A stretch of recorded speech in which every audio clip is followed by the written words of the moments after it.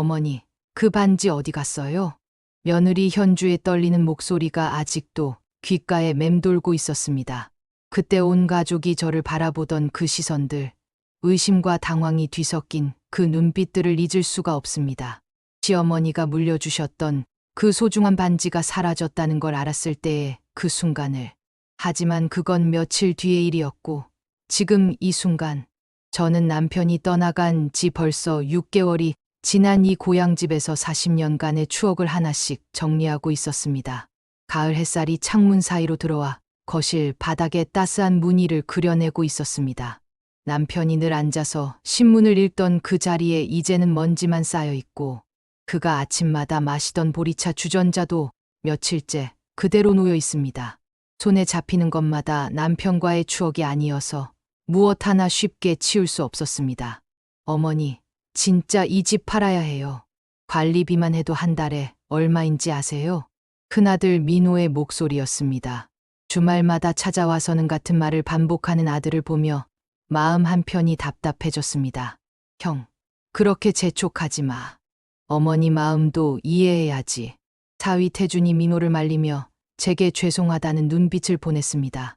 항상 이렇게 중간에서 균형을 맞춰주려는 태준이 고마우면서도 한편으로는 미안했습니다. 아빠가 돌아가신 지 반년이 지났어요. 언제까지 이렇게 혼자 이 큰 집에서 사시려고요? 딸 수진의 말이 가장 날카로웠습니다. 교사라서 그런지 늘 논리적이고 현실적인 말들만 하는 수진이 때로는 서운했습니다. 저는 찬장에서 남편이 좋아하던 막걸리 잔을 꺼내며 천천히 말했습니다. 이 집이 그냥 집이 아니야. 너희들이 태어나고 자란 곳이고 아빠와 내가 40년을 함께 산 곳이란다. 그래서 어쩌자는 거예요? 추억만 붙잡고 계속 여기서 혼자 사시겠다는 거예요? 수진의 목소리가 높아졌습니다. 며느리 현주가 조심스럽게 수진의 팔을 잡아당겼지만 수진은 멈추지 않았습니다.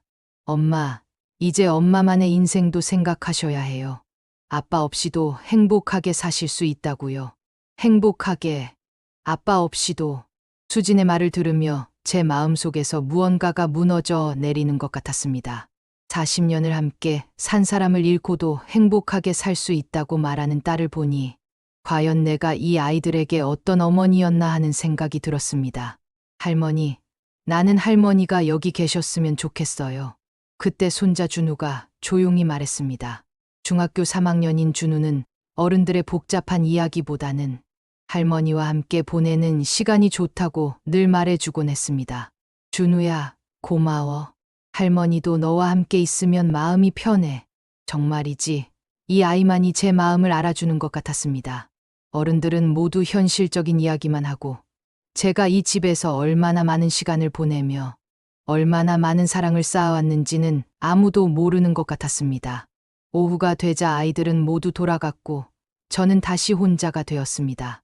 남편의 옷가지를 정리하려고 안방 옷장을 열었는데 그의 채취가 아직도 남아있어서 한동안 그 앞에 서 있을 수밖에 없었습니다. 여보, 아이들 말이 맞는 걸까? 나 혼자서도 잘 살 수 있을까? 남편의 양복 주머니에서 오래된 사탕 하나가 나왔습니다. 언제 사놓았는지도 모를 사탕을 보며 문득 우리 부부가 얼마나 평범하고 소소한 일상을 함께 해왔는지 떠올랐습니다. 큰 사랑이나 큰 사건은 없었지만 이런 작은 것들이 모여서 40년이라는 세월을 만들어낸 것이었습니다. 여보, 나 어떻게 해야 할까요? 빈 방에 혼자 말을 걸어보았지만 대답해줄 사람은 아무도 없었습니다. 다만 창밖에서 바람이 불어와 창문을 살짝 흔들어줄 뿐이었습니다. 그날 밤, 저는 시어머니의 유품을 정리하려고 안방 서랍을 열어보았습니다. 시어머니가 돌아가시기 전에 제게 건네주셨던 것들이 고스란히 들어있었는데 그 중에서도 가장 소중한 것은 제가 결혼할 때 물려받았던 반지였습니다. 이 반지는 우리 집안의 대를 이어온 거야. 이제 내가 잘 간직해라. 시어머니의 말씀이 떠오르며 그 반지를 찾아보았는데 어라? 분명히 여기에 넣어두었는데 보이지 않았습니다. 다른 서랍도 뒤져보고 화장대 위도 살펴보았지만 반지는 어디에도 없었습니다. 설마 어디 갔을까? 가슴이 갑자기 두근거리기 시작했습니다. 그 반지는 시어머니의 마지막 유품이자 우리 집안의 소중한 갑오였는데 혹시 제가 깜빡하고 어디에 넣어둔 건 아닐까요? 그 순간 며칠 뒤에 벌어질 그 끔찍한 오해와 갈등을 저는 아직 알지 못했습니다. 그저 반지를 잃어버렸다는 사실만으로도 마음이 너무 무거웠는데 그것이 우리 가족에게 어떤 시련을 가져올지는 상상도 할 수 없었습니다. 내일 아침에 다시 찾아봐야겠다. 분명히 어딘가에 있을 거야. 하지만 마음 한편으로는 불안함이 자꾸만 커져갔습니다. 혹시나 해서 다시 한번 서랍을 뒤졌지만 반지는 정말로 사라진 것 같았습니다. 그날 밤, 저는 남편 없이 보내는 첫 번째 가을을 맞으며 이 고향집에서의 마지막 시간들을 어떻게 보내야 할지 깊이 생각했습니다. 그리고 사라진 반지 때문에 내일부터 시작될 가족들의 의심과 갈등에 대해서는 아직 모른 채 그렇게 긴 밤을 보냈습니다. 며칠이 지나도록 반지는 나타나지 않았습니다. 집 안 곳곳을 뒤져보고 혹시나 해서 화분 밑까지 찾아보았지만 소용없었습니다. 마음이 조급해질수록 손끝은 더욱 떨렸고 밤마다 잠을 이루지 못했습니다. 어떻게 이럴 수가 있지? 분명히 서랍에 넣어뒀는데. 일요일 오후 온 가족이 다시 모였을 때 저는 더 이상 숨길 수 없다고 생각했습니다. 아이들이 거실에 둘러앉아 고향집 처분에 대해 이야기하고 있을 때 저는 떨리는 목소리로 말을 꺼냈습니다. 얘들아, 너희들에게 말해야 할 일이 있어. 민호가 신문에서 고개를 들었고 수진이 궁금하다는 표정으로 저를 바라보았습니다. 현주는 차를 우리며 귀를 기울였고 태주는 신경 쓴다는 듯이 앉은 자세를 바로 했습니다. 할머니의 반지. 그 반지가 없어졌어. 순간 거실이 조용해졌습니다. 준우만 텔레비전을 보고 있었고 어른들은 모두 제 말을 이해하려는 듯 멍하니 서로를 바라보았습니다. 할머니 반지요? 할머니가 물려주신 그 금반지 말씀이세요? 수진이 먼저 물었습니다. 제가 고개를 끄덕이자 민우의 표정이 심각해졌습니다. 어머니, 정말요? 언제부터 없어진 걸 아셨어요? 며칠 전에 정리하다가 알았는데 도대체 어디로 갔는지 모르겠어. 정말이지. 이 나이에 이런 실수를 하다니. 그때 현주가 차 잔을 내려놓으며 조심스럽게 말했습니다. 어머니, 혹시 어디에 따로 보관해 두신 건 아니세요? 너무 소중한 거라서. 아니야. 늘 안방 서랍에 넣어뒀는데 거기에 없어. 민호가 벌떡 일어났습니다. 그럼 누가 가져간 거 아니에요? 그 반지가 혼자 날아갈 리는 없잖아요. 누가 가져갔다니. 민호의 말에 가슴이 철렁 내려앉았습니다. 설마 우리 가족 중에 그럴 사람이 있을까요? 민호야, 그런 말 하지 마라. 가족끼리. 엄마, 현실을 봐요. 그 반지 얼마나 비싼 건지 아세요? 요즘 금값이 얼마나 오른지. 민호의 시선이 현주 쪽으로 향했습니다. 아주 짧은 순간이었지만 저는 그 시선을 놓치지 않았습니다. 현주도 그것을 느꼈는지 얼굴이 붉어졌습니다. 오빠, 설마 언니를 의심하는 거야? 수진이 날카롭게 물었습니다. 하지만 민호는 대답하지 않고 현주를 계속 바라보고 있었습니다. 뭘 그렇게 봐요? 현주의 목소리가 떨리기 시작했습니다. 제가 이 상황을 막아야겠다고 생각했지만 입에서 말이 나오지 않았습니다. 그냥 혹시 실수로 어디 넣어둔 건 아닌가 해서. 민호의 말은 변명처럼 들렸습니다. 현주가 찻잔을 탁 소리 나게 내려놓았습니다. 실수로요? 실수로 남의 반지를 가져간다는 말씀이세요? 그런 뜻이 아니야. 다만 뭐요? 처음부터 끝까지 저를 의심하고 계시잖아요. 현주의 목소리가 높아졌습니다. 결혼한 지 10년이 넘었지만 이렇게 민호와 직접적으로 대립하는 모습을 본 적은 처음이었습니다. 현주야, 진정해. 오빠도 그런 뜻이 아니었을 거야. 태준이 아내를 달래려 했지만 현주는 이미 눈물이 고여 있었습니다. 10년 동안 이 집의 며느리로 살면서 언제 한번 가족한테 손 벌린 적 있어요? 언제 한번 시어머니 물건에 손댄 적 있어요? 현주의 말에 가슴이 아팠습니다. 정말로 현주는 저에게 늘 정성스럽고 예의 바른 며느리였습니다. 시집 온 첫 해부터 명절 때마다 정성스럽게 음식을 준비해주고 제가 아플 때는 밤늦게까지 간병해주던 아이였는데 언니, 오빠가 그런 뜻으로 말한 게 아니야. 너무 예민하게 받아들이지 마. 수진이 현주를 달래려 했지만 현주는 이미 마음에 상처를 입은 것 같았습니다. 예민하게요. 시집살이 10년 동안 단 한 번도 의심받은 적이 없었는데 이제 와서 반지 도둑 취급을 받으니까 예민한 거예요. 도둑이라니. 현주가 그런 말을 할 때 제 마음도 함께 아팠습니다. 이 아이가 얼마나 억울할까요? 현주야, 아무도 너를 도둑이라고 하지 않았어. 제가 현주의 손을 잡으려 했지만 현주는 손을 뒤로 빼며 일어났습니다. 어머니, 저는 정말 모르겠어요. 반지가 어디 갔는지. 정말 모르겠어요. 현주의 목소리가 떨렸습니다. 그 순간 저는 이 아이가 정말로 억울해하고 있다는 것을 알 수 있었습니다. 하지만 민호의 표정은 여전히 의심스러워 보였습니다. 그럼 대체 누가 가져간 거죠? 반지가 혼자 걸어 나갈 수는 없잖아요. 민호야, 제가 아들을 꾸짖었지만 이미 엎질러진 물이었습니다. 현주는 눈물을 닦으며 부엌으로 들어갔고 태준이 난처한 표정으로 그 뒤를 따라갔습니다. 오빠, 진짜 너무했어. 언니가 얼마나 상처받았는지 몰라? 수진이 민호를 타박했지만 민호는 여전히 납득이 안 간다는 표정이었습니다. 그럼 수진아, 너는 어떻게 생각해? 반지가 정말 혼자 사라진 것 같아? 그렇다고 언니를 의심하는 게 맞아? 언니가 우리한테 얼마나 잘해줬는데 형제간에 이렇게 다투는 모습을 보니 마음이 더욱 무거워졌습니다. 반지 하나 때문에 가족이 이렇게 갈라질 줄은 몰랐습니다. 그때 부엌에서 현주가 우는 소리가 들려왔습니다. 태준이 달래는 목소리도 함께 들렸지만 현주의 흐느낌은 멈추지 않았습니다. 내가 이런 일을 만들어 버렸구나. 제 실수로 반지를 잃어버린 것도 모자라 이제는 가족들이 서로를 의심하게 만들어 버렸습니다. 특히 늘 조용히 가족을 섬겨온 현주가 이런 오해를 받게 된 것이 너무 미안했습니다. 할머니, 괜찮으세요? 준우가 조심스럽게 다가와서 제 어깨에 손을 올려놓았습니다. 이 순수한 아이만은 어른들의 복잡한 감정을 이해하지 못하고 있어서 오히려 다행이라는 생각이 들었습니다. 준우야, 할머니는 괜찮아. 조금 피곤할 뿐이야. 하지만 정말로는 괜찮지 않았습니다. 평생을 함께 살아온 가족들이 서로를 의심하는 모습을 보니 세상이 무너지는 것 같았습니다. 오후 늦게 아이들이 모두 돌아간 후 저는 다시 한번 집 안을 샅샅이 뒤져보았습니다. 혹시 제가 놓친 곳이 있을까 해서였습니다. 하지만 아무리 찾아도 반지는 보이지 않았습니다. 그날 밤 저는 현주에게 전화를 걸어보고 싶었지만 선뜻 용기가 나지 않았습니다. 이 상황에서 무슨 말을 해야 할지 모르겠더군요. 미안하다고 해야 할지 아니면 괜찮다고 위로해야 할지. 당신, 이럴 때 당신이 있었다면 어떻게 했을까? 남편이 살아 있었다면 이런 상황을 어떻게 풀어냈을까 생각해 보았습니다.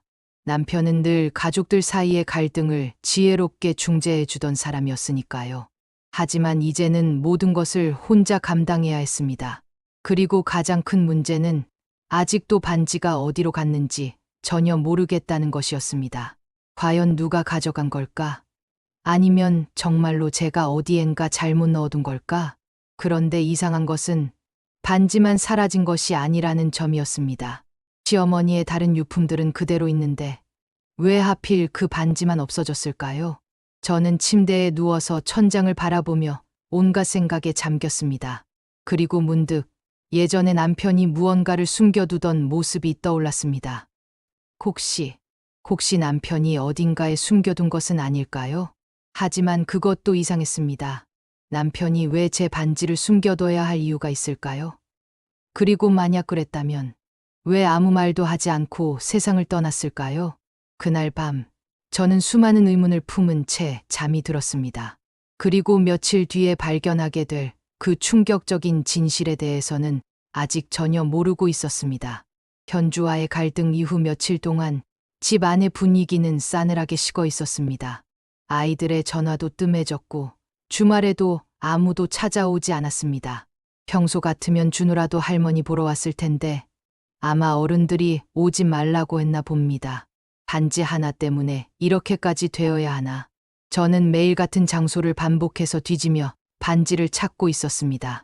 혹시 제가 깜빡하고 다른 곳에 넣어둔 게 아닐까 하는 마지막 희망을 품고서 말이에요.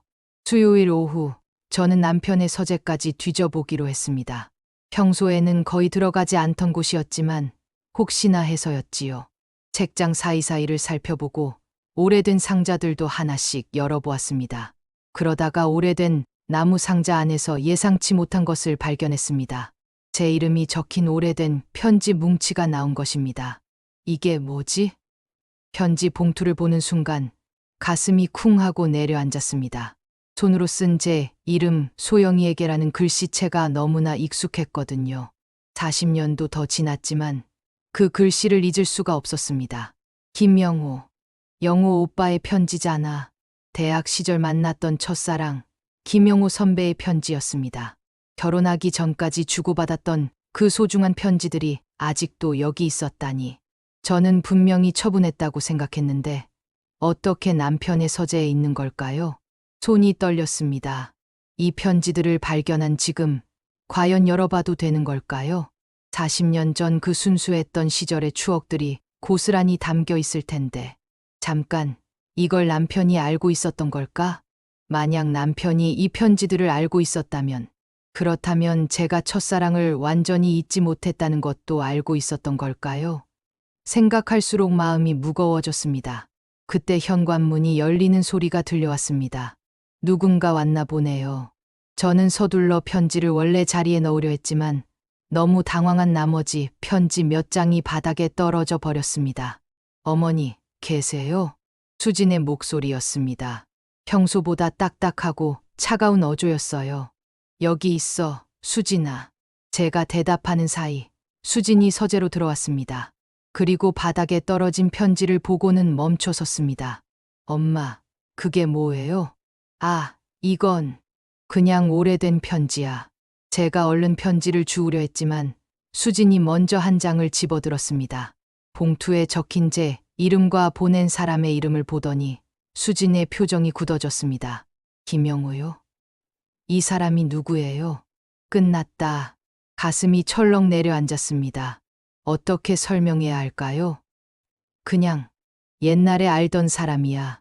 옛날에 알던 사람이 엄마한테 편지를 이렇게 많이 보냈다고요? 그것도 사랑하는 소영이에게라고 써서요. 수진이 편지 봉투를 들어 보이며 따져 물었습니다. 그 순간 저는 더 이상 숨길 수 없다는 것을 깨달았습니다. 수진아, 그건 엄마가 아빠 만나기 전에 첫사랑이었다는 말씀이세요? 수진의 목소리가 차갑게 식었습니다. 그래. 하지만 그건 다 옛날 일이야. 아빠와 결혼한 후로도 이 편지들을 간직하고 계셨던 거네요. 아니야. 그게 아니야. 저는 분명히 처분했다고 생각했는데 어떻게 여기 있는 건지 모르겠다고 말하고 싶었지만 수진의 차가운 시선 앞에서는 아무 말도 나오지 않았습니다. 엄마, 실망이에요. 정말 많이 실망이에요. 수진아, 오해야. 엄마는 아빠를 사랑했어. 40년 동안 단 한 번도. 그럼 이 편지들은 뭐예요? 왜 아직도 간직하고 계신 거예요? 수진이 편지 뭉치를 들어 보이며 소리쳤습니다. 그 순간 현관문이 다시 열리는 소리가 들려왔습니다. 수진아, 어머니한테 왜 그렇게 소리쳐? 태준의 목소리였습니다. 하지만 수진은 멈추지 않았습니다. 오빠도 보세요. 엄마가 첫사랑의 편지를 40년 동안이나 간직하고 계셨대요. 태준이 서재로 들어와서 상황을 파악하더니 난처한 표정을 지었습니다. 어머니, 이게 정말... 태준아, 이건 오해야. 내가 의도적으로 간직한 게 아니라. 하지만 태준의 표정도 점점 굳어지고 있었습니다. 그럼 대체 뭐예요? 우연히 여기 있게 된 거라는 말씀이세요? 그때 또 다른 발걸음 소리가 들려왔습니다. 민호도 온 것 같았어요. 무슨 일이야? 수진이가 왜 이렇게 흥분해? 민호가 들어와서 편지를 보더니 상황을 이해하는데 그리 오래 걸리지 않았습니다. 어머니, 이게 진짜예요? 3명의 자식들이 모두 저를 바라보고 있었습니다. 그 시선들이 너무나 차가웠어요. 마치 제가 배신자라도 된 것처럼 말이에요. 너희들아, 엄마 말 좀 들어봐. 이건 정말 오해야.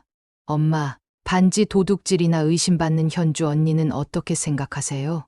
수진의 말이 가슴에 비수처럼 꽂혔습니다. 우리가 현주를 의심할 때 엄마는 이런 비밀을 감추고 계셨던 거네요. 민호의 말도 차갑기는 마찬가지였습니다. 그게 무슨 상관이야? 이 편지와 반지는 전혀 다른 문제잖아. 다른 문제요? 엄마가 우리한테 거짓말하고 살아온 건 마찬가지 아니에요. 거짓말. 수진의 말에 가슴이 무너져 내리는 것 같았습니다. 40년 동안 가족만을 위해 살아온 제가 이제 와서 거짓말쟁이가 되어버린 건가요? 엄마, 아빠가 살아계셨을 때도 이런 식으로 속이고 사셨어요? 태준까지 이런 말을 하니 더 이상 견딜 수가 없었습니다. 그만해. 다들 그만해. 제가 소리쳤지만 아이들의 차가운 시선은 변하지 않았습니다. 엄마, 저희는 이제 뭘 믿어야 하죠? 반지도 잃어버리시고 이런 비밀까지 숨기고 계시고. 수진의 말이 끝나기도 전에 저는 서재에서 나가버렸습니다. 더 이상 그 차가운 시선들을 견딜 수가 없었거든요. 거실로 나와서 소파에 주저앉으니 눈물이 쏟아져 나왔습니다. 이런 일이 생길 줄 알았다면 차라리 편지를 찾지 말 걸 그랬어요. 반지를 찾으려다가 더 큰 문제를 만들어버린 셈이 되었네요. 당신, 이 편지들을 왜 간직하고 있었던 거야? 당신도 나를 믿지 못했던 거야? 아이들이 서재에서 나와 거실로 왔지만 아무도 저에게 말을 걸지 않았습니다. 그냥 조용히 제 옆을 지나가며 집을 나가버렸어요. 어머니, 태준만 마지막에 뭔가 말하려 했지만 결국 아무 말도 하지 않고 따라 나갔습니다.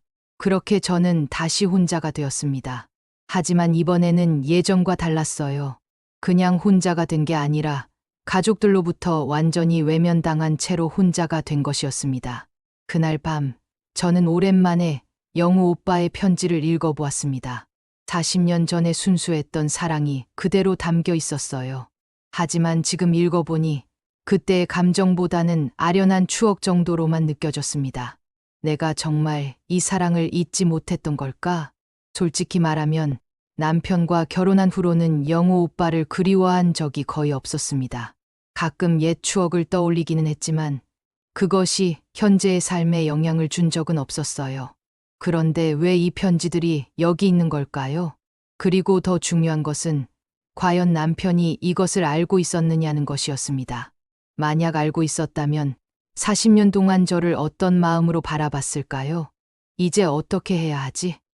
가족들은 저를 믿지 않고 반지는 아직도 찾지 못했고 이제는 첫사랑 편지까지 발견되어서 모든 게 엉망이 되어버렸습니다.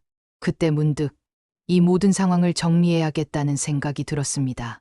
아이들이 원하는 대로 고향집을 팔고 저도 새로운 곳에서 다시 시작하는 게 맞을지도 모르겠어요. 이렇게 가족들에게 실망만 안겨주는 어머니가 되느니 차라리 혼자 조용히 사는 게 나을 것 같았습니다. 당신, 미안해. 내가 당신을 제대로 사랑하지 못했나 봐. 아이들도 이제 나를 원하지 않는 것 같고. 그날 밤, 저는 고향집을 떠날 준비를 시작하기로 마음먹었습니다. 40년 동안 쌓아온 추억들이 아무리 소중해도 가족들이 저를 원하지 않는다면 더 이상 여기 있을 이유가 없을 것 같았거든요. 하지만 그때는 아직 몰랐습니다. 며칠 후에 나타날 뜻밖의 동반자가 있다는 것을, 그리고 이 모든 오해가 풀릴 수 있는 단서가 곧 발견될 것이라는 것을 말이에요. 편지 사건 이후 사흘이 지났지만 아무도 연락하지 않았습니다. 평소 같으면 수진이라도 안부 전화를 했을 텐데 이번에는 정말로 조용했어요. 민호도, 현주도, 심지어 준우까지도 소식이 없었습니다. 저는 하루 종일 집 안에서만 지내며 짐을 정리했습니다. 정말로 이 집을 떠날 준비를 하고 있었거든요. 아이들이 원하는 대로 집을 팔고 저는 어디 작은 아파트라도 구해서 혼자 살아가려고 했습니다. 이렇게 가족들에게 실망만 안겨주는 어머니가 되느니 차라리. 목요일 오후 현관 초인종이 울렸습니다. 혹시나 해서 문을 열어보니 태준이 혼자 서 있었어요. 손에는 작은 꽃다발과 과일 봉지를 들고 있었습니다. 어머니, 안녕하세요. 태준아, 어떻게 혼자 왔어? 그냥 어머니 안부가 궁금해서요. 태준의 목소리는 평소와 달리 조심스러웠습니다. 아마 수진에게서 모든 이야기를 들었을 테니까요. 들어와. 차라도 한 잔 마시고 가. 거실에 앉은 태준을 보니 왠지 마음이 무거웠습니다. 이 착한 사위까지 저를 실망스럽게 보고 있을까 봐서요. 어머니, 요즘 많이 힘드시죠?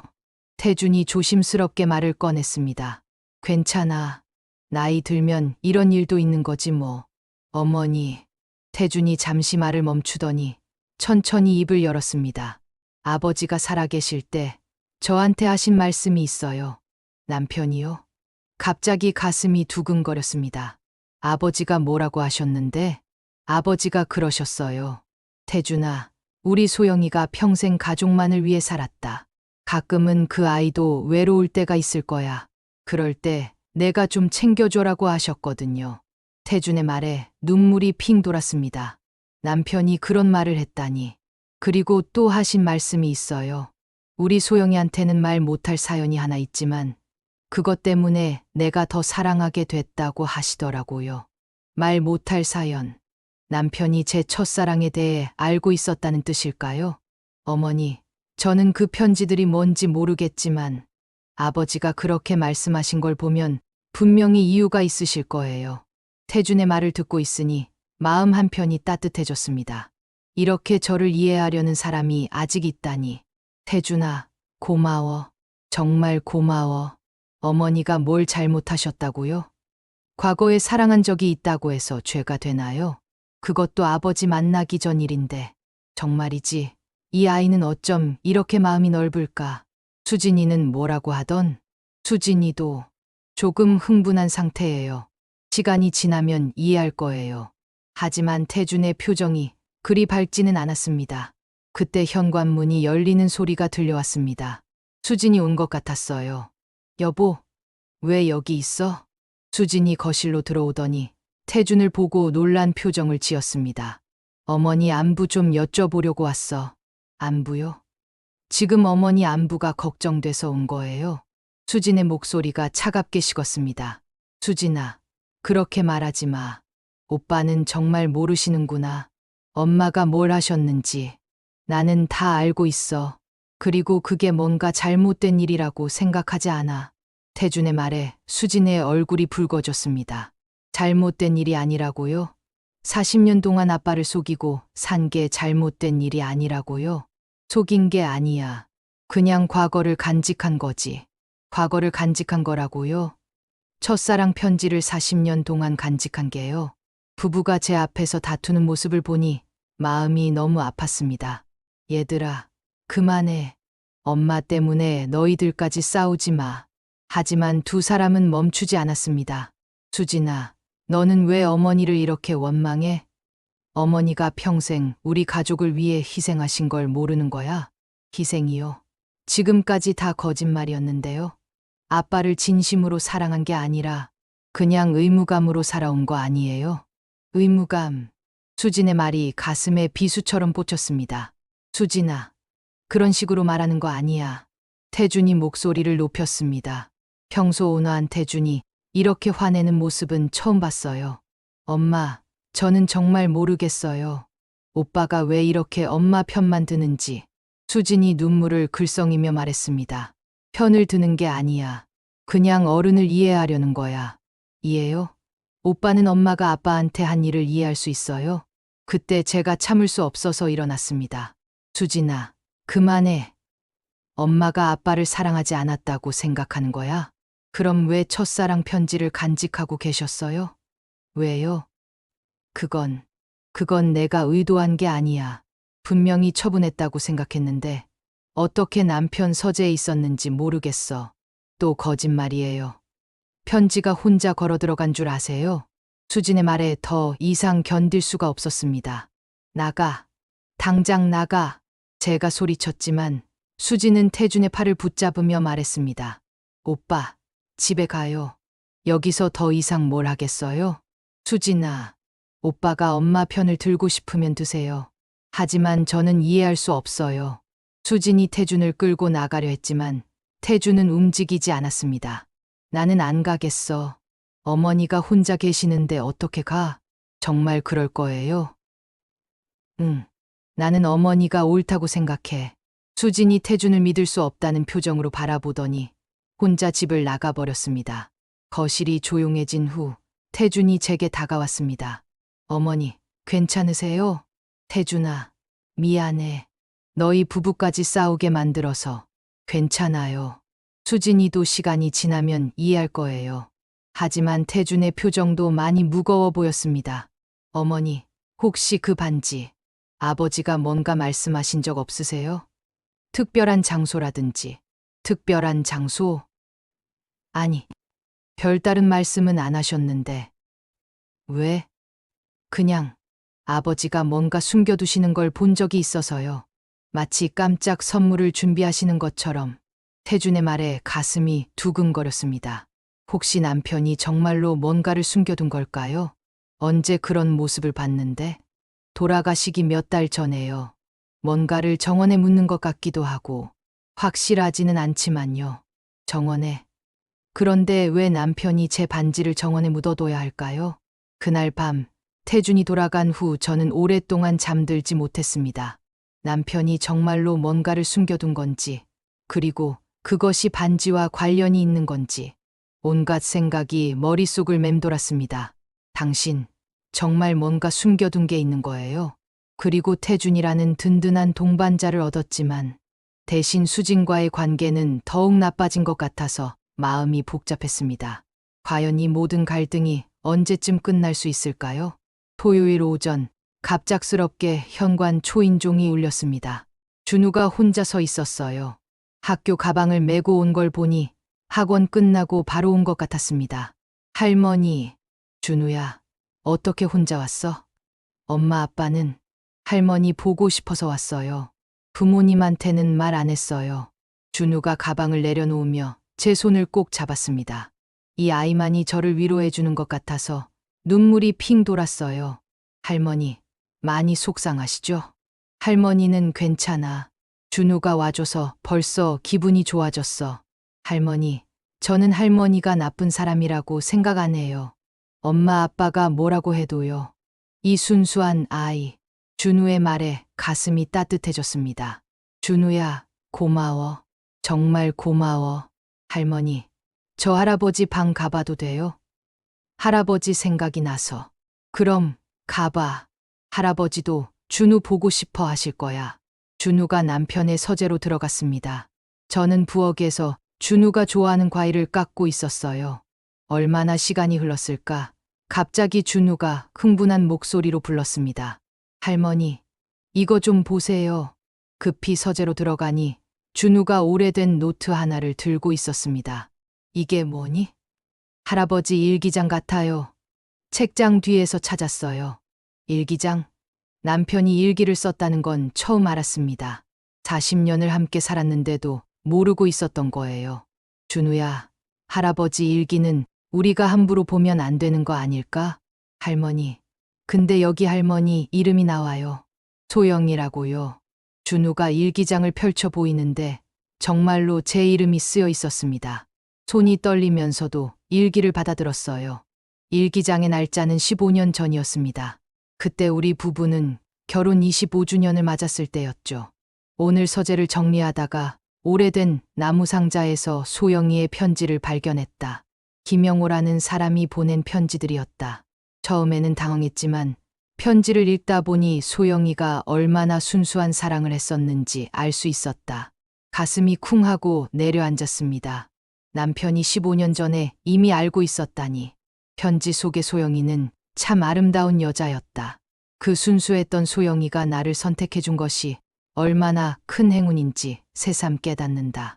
김영호라는 사람도 분명 좋은 사람이었을 것이다. 하지만 소영이는 나를 선택했고 40년 동안 한 번도 나를 실망시킨 적이 없다. 눈물이 쏟아져 내렸습니다. 남편이 이런 마음이었다니. 할머니, 괜찮으세요? 준우가 걱정스럽게 제 등을 쓰다듬어 주었습니다. 처음에는 이 편지들을 소영이에게 돌려줄까 생각했다. 하지만 그러면 소영이가 부담스러워할 것 같아서 그냥 내가 간직하기로 했다. 소영이의 순수했던 과거까지 사랑하고 싶다. 당신. 일기장을 읽는 내내 눈물이 멈추지 않았습니다. 소영아, 내가 과거에 누구를 사랑했든 지금 나와 함께 있어주는 것만으로 나는 세상에서 가장 행복한 사람이야. 내가 평생 가족을 위해 희생하며 살아온 것을 나는 알고 있어. 그 순수했던 첫사랑의 추억까지 나는 모두 사랑한다. 더 이상 읽을 수가 없었습니다. 남편이 이렇게까지 저를 이해하고 사랑해줬다는 것을 이제야 알게 되다니. 할머니, 할아버지가 할머니를 정말 많이 사랑하셨나 봐요. 그래, 할아버지는 정말 좋은 사람이었어. 그런데 일기는 거기서 끝이 아니었습니다. 준우가 뒷장을 넘기더니 다시 소리쳤어요. 할머니, 여기 반지 이야기도 나와요. 반지? 급히 준우가 가리킨 부분을 읽어보았습니다. 날짜는 남편이 돌아가시기 3개월 전이었어요. 요즘 건강이 많이 안 좋다. 의사 선생님 말로는 시간이 얼마 남지 않았다고 한다. 소영이에게는 아직 말하지 못했다. 그 아이가 얼마나 슬퍼할지 생각만 해도 가슴이 아프다. 소영이에게 마지막 선물을 준비하고 싶다. 어머니가 소영이에게 물려주신 그 반지를 특별한 곳에 숨겨두고 편지와 함께 남기기로 했다. 소영이가 나를 잊지 않고 또 내가 얼마나 소영이를 사랑했는지 알았으면 좋겠다. 매화나무 아래 우리가 첫 봄을 함께 보낸 그곳에 묻어두기로 했다. 소영이가 언젠가 찾아주겠지. 그때 내 진심을 알아주길 바란다. 매화나무 아래 정원의 남편이 심었던 그 매화나무 말이었습니다. 준우야, 정원으로 가자. 저는 일기장을 들고 급히 정원으로 달려갔습니다. 준우도 뒤따라왔어요. 정원 한쪽에 서 있는 매화나무. 남편이 우리가 결혼하고 첫 봄을 맞이했을 때 심었던 그 나무였습니다. 할머니, 여기를 파봐야 하는 거예요? 그런 것 같아. 준우야, 삽 좀 가져다 줄래? 준우가 창고에서 작은 삽을 가져왔습니다. 저는 떨리는 손으로 매화나무 아래 흙을 파기 시작했어요. 얼마 지나지 않아 딱딱한 무언가가 손에 닿았습니다. 작은 금속 상자였어요. 할머니, 뭔가 있어요. 준우가 흥분해서 소리쳤습니다. 저는 조심스럽게 상자를 꺼내서 열어보았습니다. 그 안에는 시어머니가 물려주셨던 그 반지가 들어있었어요. 그리고 봉투 하나가 함께 있었습니다. 봉투를 여니 남편의 편지가 나왔습니다. 사랑하는 내 아내 소영에게 이 편지를 읽고 있다면 나는 아마 이미 당신 곁에 없겠지. 미안해, 소영아. 마지막까지 당신을 슬프게 해서 이 반지를 여기 묻어둔 이유가 궁금할 거야. 사실 나는 당신의 첫사랑 편지를 15년 전에 발견했어. 당황했지만 편지를 읽으면서 오히려 당신을 더 사랑하게 되었어. 당신이 그렇게 순수하게 사랑할 줄 아는 사람이었다는 것. 그리고 그런 당신이 나를 선택해줬다는 것이 얼마나 감사한지 몰라. 이 반지는 단순한 갑오가 아니야. 이건 당신이 평생 우리 가족을 위해 헌신하며 살아온 증거야. 어머니가 당신에게 이 반지를 물려주실 때 우리 집안의 며느리로서 자격이 있다고 하셨어. 맞아. 당신은 최고의 며느리였고, 최고의 아내였고, 최고의 어머니였어. 당신이 이 편지를 읽을 때쯤이면 아마 아이들과 갈등이 있을지도 모르겠어. 하지만 걱정하지 마. 우리 아이들은 똑똑하니까 언젠가는 엄마의 진심을 알게 될 거야. 소영아, 40년 동안 나와 함께 해줘서 고마워. 당신의 과거도, 현재도, 미래도 모두 사랑해. 당신이 첫사랑을 기억하든 안 하든 상관없어. 중요한 건 당신이 나와 함께 한 40년이 진심이었다는 거니까. 이 반지를 다시 끼고 행복하게 살아줘. 당신은 그럴 자격이 있어. 아이들도, 손자들도 모두 당신을 사랑할 거야. 영원히 당신을 사랑하는 남편, 정수가. 편지를 다 읽고 나니 온몸에 힘이 빠졌습니다. 그 자리에 주저앉아서 한참을 울었어요. 할머니, 준우가 제 옆에 앉아서 함께 울었습니다. 당신이 이렇게까지 저를 사랑하고 계셨다니. 그때 현관문이 열리는 소리가 들렸습니다. 누가 온 것 같았어요. 준우야, 준우 어디 있어? 수진의 목소리였습니다. 아마 준우가 없어진 걸 알고 찾아온 것 같았어요. 엄마, 여기 있어요. 준우가 소리쳤고 수진이 정원으로 달려왔습니다. 뒤따라 민호와 현주, 태준도 함께 왔어요. 준우야, 왜 말도 안 하고? 어머니? 수진이 제가 울고 있는 모습을 보고는 당황했습니다. 엄마, 할아버지 편지 읽어보세요. 준우가 남편의 편지를 수진에게 건넸습니다. 수진이 편지를 읽기 시작했고 민호와 현주, 태준도 함께 읽었어요. 편지를 다 읽은 수진의 눈에서 눈물이 흘러내렸습니다. 엄마, 죄송해요. 제가 몰랐어요. 수진이 제게 달려와서 안겼습니다. 민호도 눈물을 닦으며 다가왔어요. 어머니, 저희가 잘못했습니다. 어머니를 오해했어요. 현주도 울면서 제 손을 잡았습니다. 어머니, 정말 죄송해요. 제가 어머니를 의심했어요. 아니야, 다들 괜찮아. 다 오해였어. 태준이 반지 상자를 보며 말했습니다. 아버지가 이렇게까지 준비하셨다니 정말 대단하신 분이셨어요. 저는 반지를 꺼내서 손가락에 끼워 보았습니다. 40년 전 시어머니가 제 손에 끼워 주셨던 그 순간이 떠올랐어요. 이 반지는 우리 집안의 대를 이어온 거야. 이제 내가 잘 간직해라. 그리고 남편의 편지에 쓰여 있던 말도 함께 떠올랐습니다. 이 반지는 당신이 평생 우리 가족을 위해 헌신하며 살아온 증거야. 얘들아, 제가 가족들을 바라보며 말했습니다. 엄마가 너희들한테 미안해. 편지를 제대로 처분하지 못해서. 엄마, 그런 말씀 하지 마세요. 아빠가 그 편지 때문에 엄마를 더 사랑하게 되셨다잖아요. 수진이 제 손을 꼭 잡으며 말했습니다. 어머니, 저희가 어머니를 이해하지 못했어요. 어머니가 평생 우리를 위해 희생하신 걸 당연하게 생각했어요. 민호도 고개를 숙이며 사과했습니다. 그날 저녁, 온 가족이 함께 고향집에서 저녁을 먹었습니다. 오랜만에 웃음소리가 가득한 식탁이었어요. 하지만 저는 알고 있었습니다. 이것이 진정한 끝이 아니라는 것을. 아직도 넘어야 할 산이 남아있다는 것을 말이에요. 남편의 편지를 발견하고 화해한 지 일주일이 지났습니다. 그 감동적인 순간 이후 아이들은 전보다 더 자주 전화를 했고 주말에는 함께 모여 식사를 하기도 했어요. 겉으로 보기에는 모든 것이 좋아진 것처럼 보였습니다.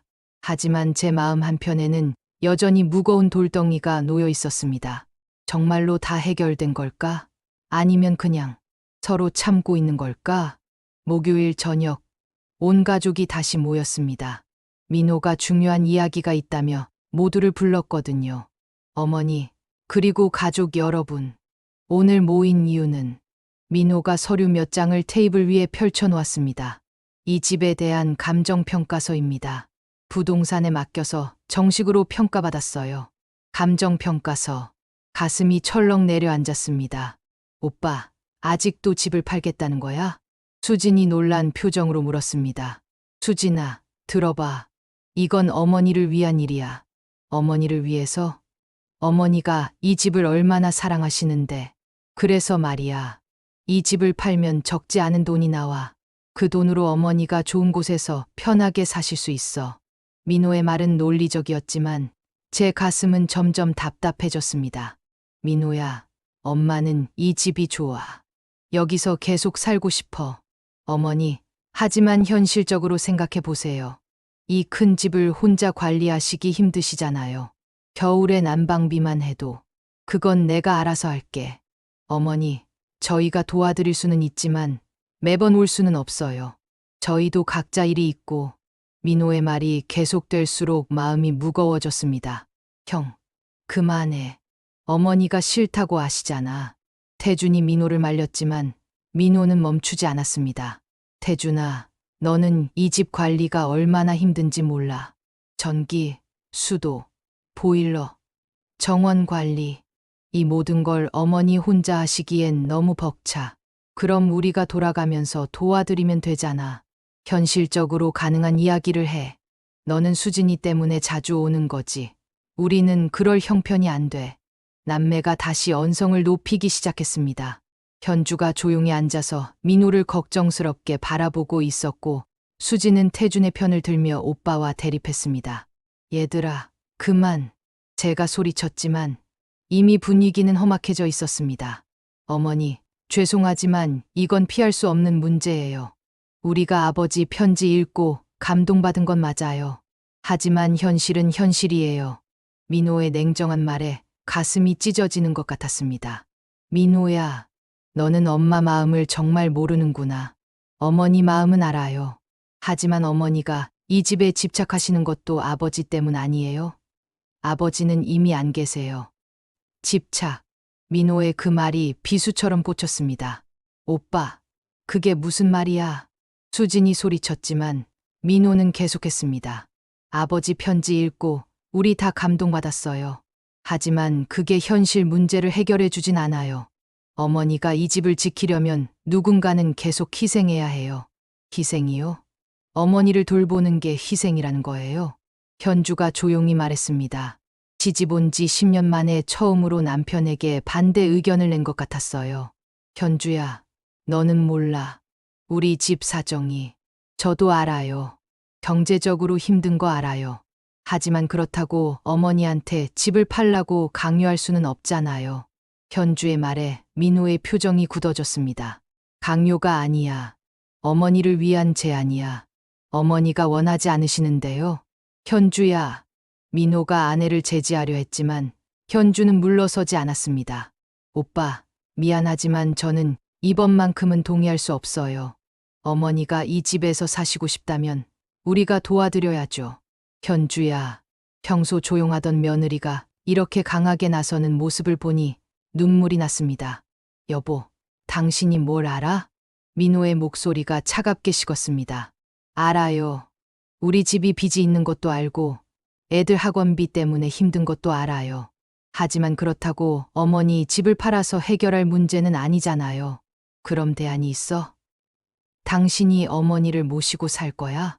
순간 거실이 조용해졌습니다. 민호의 말에 현주의 얼굴이 창백해졌어요. 민호야, 그만해. 제가 아들을 막았지만 이미 말은 나가버렸습니다. 형, 너무하는 거 아니야? 형수님한테 그게 무슨 말이야? 태준이 민호에게 따졌습니다. 너는 빠져, 태준아. 이건 우리 집안일이야. 장모님이 내 어머님이기도 한데 왜 내가 빠져야 해? 너는 사위잖아. 핏줄도 아닌 주제에 핏줄도 아닌. 민호의 말에 태준의 얼굴이 굳어졌습니다. 이민호, 당장 그 말 취소해. 수진이 벌떡 일어나며 오빠를 향해 소리쳤습니다. 취소할 말이 아니야. 사실이잖아. 오빠 미쳤어. 태준 오빠가 그동안 우리 가족한테 얼마나 잘해줬는데. 잘해준 건 고맙지. 하지만 결국 남이야. 가족의 현실적인 문제는 가족이 결정해야 해. 남. 그 말을 들으니 가슴이 무너져 내렸습니다. 민호야, 그 말은 안 돼. 태준이는, 어머니도 마찬가지예요. 계속 과거에만 매달리지 마시고 현실을 보세요. 아버지는 돌아가셨어요. 이제 어머니는 혼자예요. 이 큰 집에서 혼자 살 수 없어요. 민호의 말이 너무 잔인했습니다. 나는 혼자가 아니야. 제 목소리가 떨렸습니다. 누가 있는데요? 아버지요? 아버지는 이미. 나한테는 너희들이 있잖아. 내 자식들이. 그래요. 어머니한테는 저희가 있죠. 하지만 저희도 각자 살아야 할 인생이 있어요. 저희 인생을 포기하고 어머니를 돌볼 수는 없어요. 인생을 포기하고. 그럼 제가 40년 동안 한 게 뭐였을까요? 저는 제 인생을 포기하고 가족을 위해 살았는데. 그럼 엄마는 어떻게 하라는 거니? 좋은 곳 알아봤어요. 실버타운인데 또래분들도 많이 계시고 시설도 좋고. 실버타운. 그 말을 듣는 순간 세상이 무너지는 것 같았습니다. 오빠, 정신 차려. 어머니를 실버타운에 보내겠다고? 수진이 믿을 수 없다는 표정으로 오빠를 바라봤습니다. 나쁜 곳 아니야. 요즘 실버타운은 정말 좋아. 의료시설도 있고 프로그램도 다양하고. 그게 문제가 아니잖아. 어머니가 원하지 않으시는데. 남매가 다시 다투기 시작했고 현주는 눈물을 흘리고 있었습니다. 태주는 자리에서 일어나 창밖만 바라보고 있었어요. 그때 준우가 조용히 말했습니다. 할머니, 우시네요. 모두가 저를 바라봤습니다. 저는 그때까지 제가 울고 있다는 것도 몰랐어요.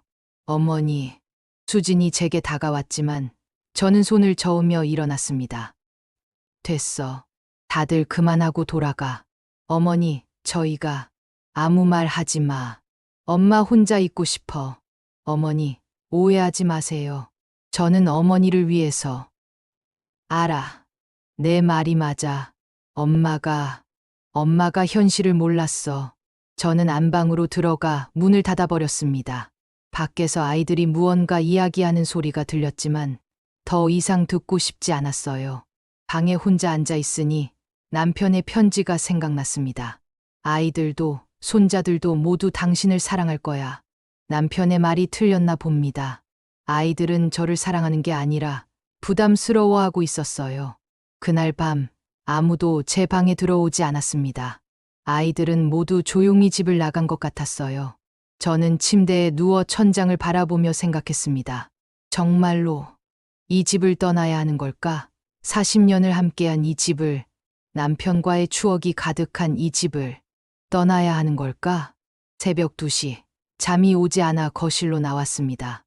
어둠 속에서 고향집을 둘러보니 모든 것이 남편과의 추억으로 가득했어요. 저 소파는 신혼 때 둘이서 처음 산 가구였고, 저 식탁은 아이들이 태어나고 나서 큰 것으로 바꾼 거였죠. 벽에 걸린 시계는 결혼 10주년 때 남편이 선물해 준 것이고, 정말로 이 모든 걸 놓아야 하는 걸까? 그때 현관문이 조용히 열리는 소리가 들렸습니다. 누군가 들어오고 있었어요. 불을 켜보니 준우가 서 있었습니다. 준우야? 이 시간에 왜? 할머니. 저 할머니 걱정돼서 못 자겠어요. 준우가 제게 달려와 안겼습니다. 이 아이의 따뜻함에 더 이상 참을 수 없어서 한참을 울었습니다. 할머니, 이 집 팔지 마세요. 제발요. 준우야, 할머니도 팔고 싶지 않아. 하지만이 없어요. 할머니가 원하시는 게 중요해요. 순수한 아이의 말이 가슴에 와 닿았습니다. 하지만 저는 알고 있었습니다. 세상은 그렇게 단순하지 않다는 것을, 때로는 사랑하는 사람을 위해 포기해야 할 때도 있다는 것을 말이에요. 준우와 함께 새벽을 보낸 다음 날 아침, 저는 결심했습니다. 더 이상 아이들에게 짐이 되고 싶지 않았어요. 민호의 말이 맞는지도 몰라요. 제가 과거에만 집착하며 현실을 보지 못하고 있는 건지도. 휴대폰을 들어 민호에게 전화를 걸었습니다. 민호야, 엄마야, 어머니. 어제는 제가 너무 심했습니다. 죄송해요. 아니야. 내 말이 맞는 것 같아. 엄마가 현실을 제대로 보지 못했어. 전화기 너머로 민호의 숨소리가 들렸습니다. 오늘 저녁에 다들 모여라. 엄마가 할 말이 있어. 어머니. 됐어. 저녁 6시에 집으로 오너라. 전화를 끊고 나니 온몸에 힘이 빠졌습니다. 하지만 이게 맞는 것 같았어요. 아이들을 위해서라면 이 집도 놓아줄 수 있어야 했습니다. 당신, 제가 잘하고 있는 건가요?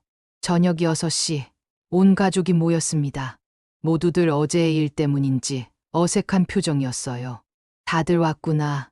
저는 평소보다 정갈한 한복을 입고 거실로 나왔습니다. 남편과 결혼식 올린 날 입었던 그 한복이었어요. 어머니, 왜 그렇게 차려입으세요?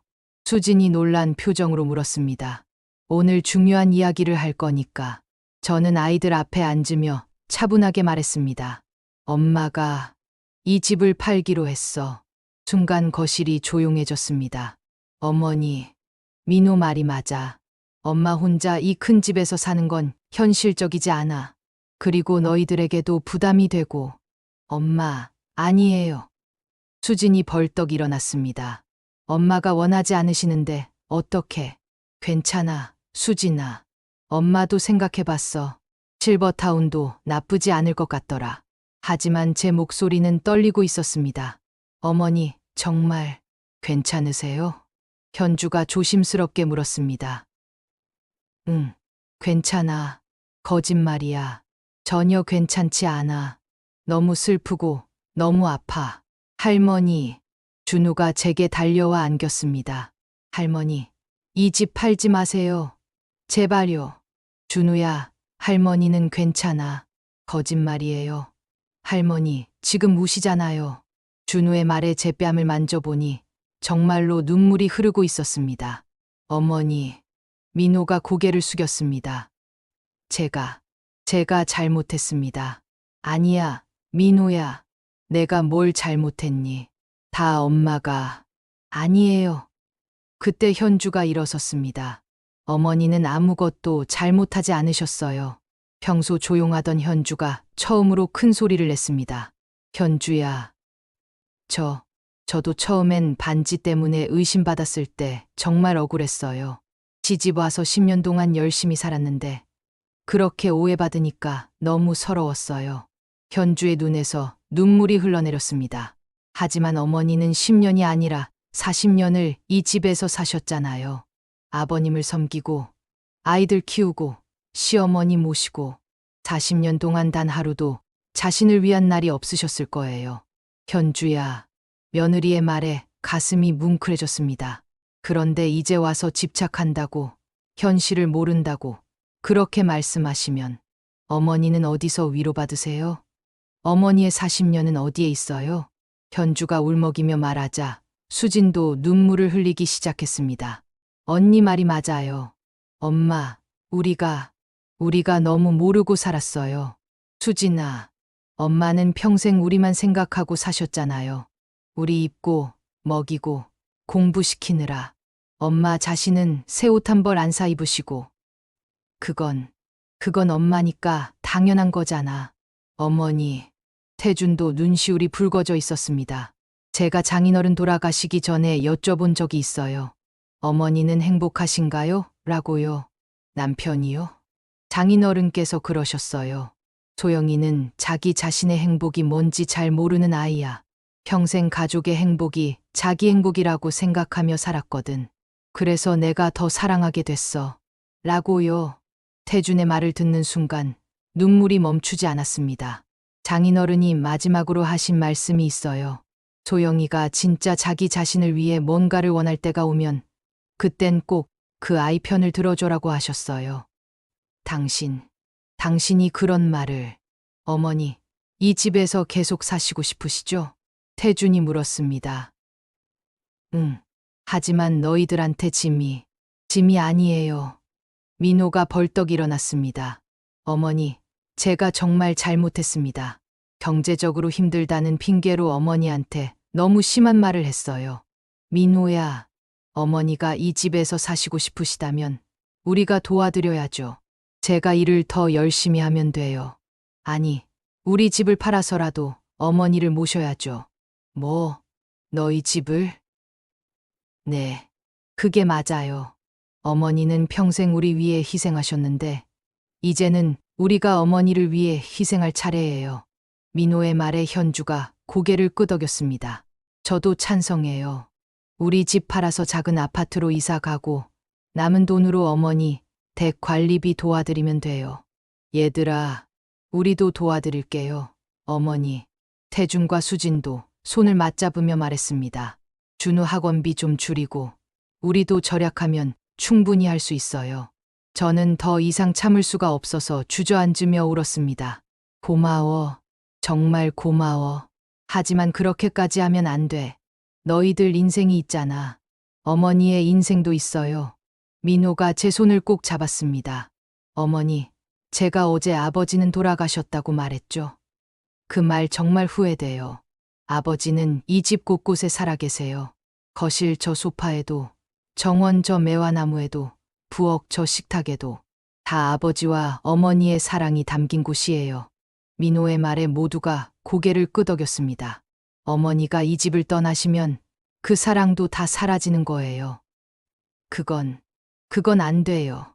민호야, 이 아이가 이렇게까지 깊이 생각하고 있었다니.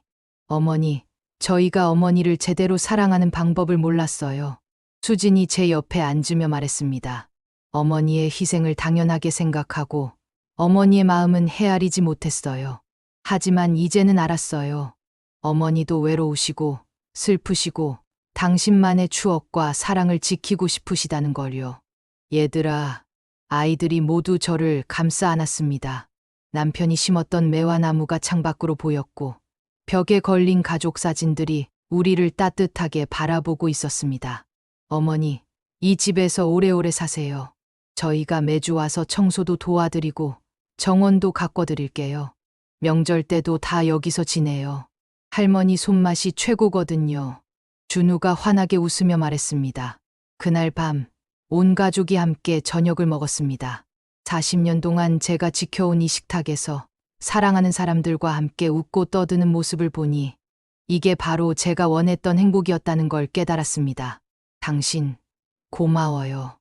당신이 남겨주신 사랑 덕분에 우리 가족이 다시 하나가 됐어요. 그리고 저는 알았습니다.